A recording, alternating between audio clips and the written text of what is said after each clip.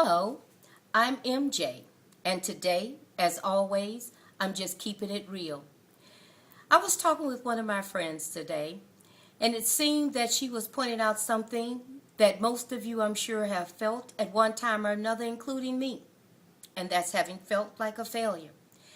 And in doing so, she had accepted feeling like a failure.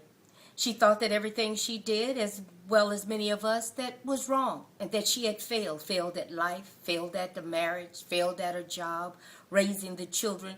Oh, the list goes on and on. But I'm here to tell you today that is just not so. You haven't failed. What you did was try. And if in fact there is something that is not the way you want it to be, you have all the power in the world to change it. That's not a failure. That's being able to do what you want and being able to change that at any time. What has happened in most of our lives is that we ditto the situation. When somebody says that you are a failure, you failed at something, believe it or not, they only keep saying it because you accept that. You don't have to accept failure. We were not designed to fail. We were designed to try over and over again if necessary until we reach success. You can't buy the hype that you have failed and so you stop trying. That's not how life goes. You have everything inside of you to make it go. There's no such thing as failure.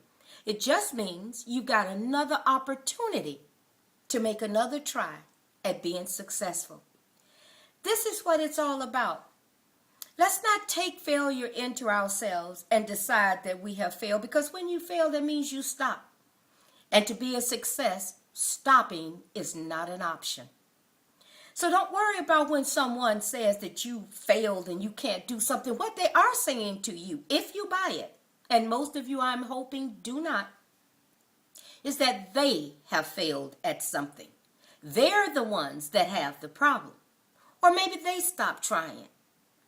That is more of what is going on than it has to do anything with you and your inability to do something. Maybe that's not what you really wanted to do.